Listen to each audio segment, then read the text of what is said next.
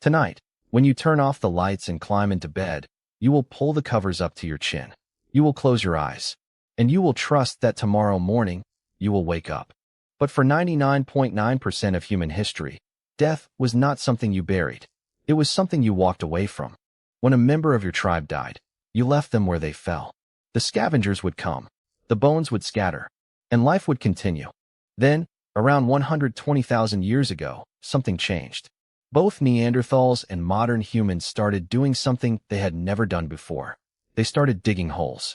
They started placing bodies inside them. They started burying their dead. But why? For decades, archaeologists assumed burial was a sign of symbolic thinking, that ancient humans finally developed the concept of the afterlife or a desire to honor the deceased. But that explanation has a problem.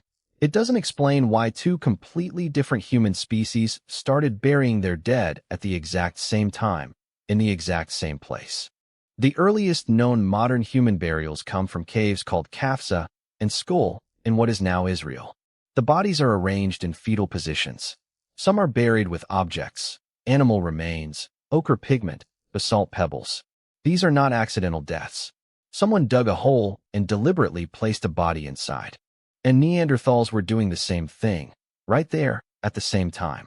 At Tabun Cave, also in Israel, a Neanderthal woman was buried intentionally around 115,000 years ago.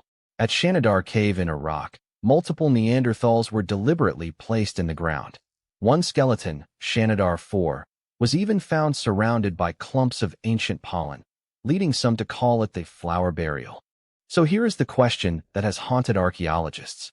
If burial was about symbolic thinking, why did two different species with different brains develop it at the same time? And why did neither species do it in their homelands? Modern humans came from Africa, but the oldest known burial in Africa, a 3-year-old child named Mtoto in Kenya, dates to just 78,000 years ago, nearly 40,000 years after the Levantine burials.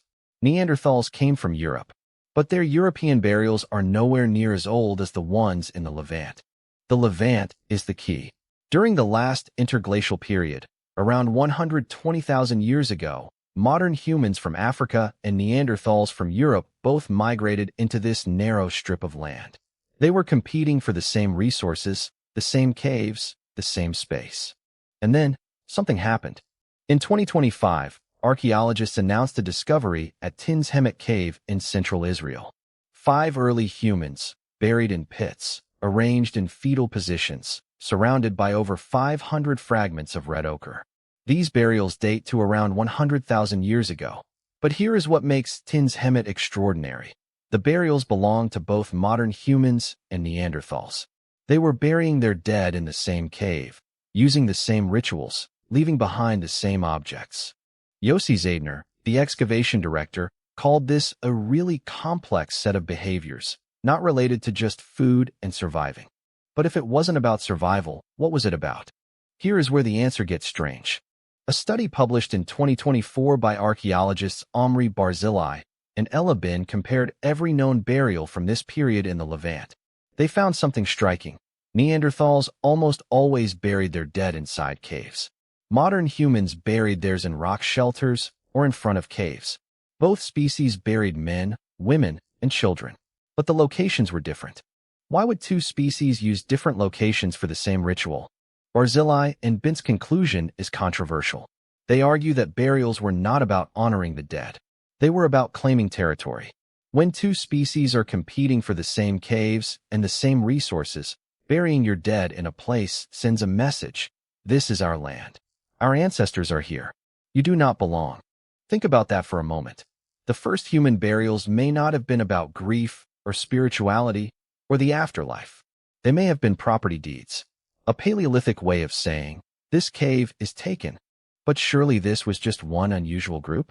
The study analyzed 17 burial sites across Western Asia. The pattern holds. The concentration of Middle Paleolithic burials is higher in the Levant than anywhere else in the world.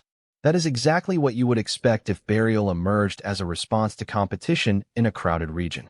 When modern humans from Africa and Neanderthals from Europe collided in this narrow corridor, they needed a way to mark their presence. Burial became that way. Here is the counterintuitive twist. If burial was about claiming territory, then the practice we think of as deeply spiritual, the act of laying a loved one to rest, may have started as something far more practical, more cynical, even. But there is another layer. If burial started as a territorial claim, why did it spread? Why did it become a universal human practice? This is where the science gets even more interesting. A 2023 paper by researchers studying the evolution of funerary behavior suggested that complex burial rituals may have evolved to mitigate personal anxiety about death. By bringing the community together when a group member died, burial created social cohesion. It turned death from a moment of fear into a moment of connection. Another theory: once humans started settling down, they began burying their dead near their homes to mark their territory and their permanence. The dead became anchors. They said, "We have always been here. We will always be here." So what was the one thing that made ancient humans finally bury their dead? It wasn't a sudden leap in intelligence. It wasn't a religious revelation. It was competition. When two species met in a crowded land, they needed a new way to say, "This is ours." And they found it in the ground beneath their feet. Think about what that means. The ritual you might perform at a funeral today, the gathering, the words, the careful placement of a body in the earth, may have started as a territorial dispute, a claim, a warning. The same practice that comforts you in grief began as a weapon in a war over caves. So the next time you stand at a grave, consider this. You are not just honoring the dead. You are standing on ground that someone 120,000 years ago decided was worth fighting for. And the person beneath you was the reason they won. Does that change how you feel about burial? Does it make it more human or less? And if the first graves were property claims, what are the graves you will leave behind really saying?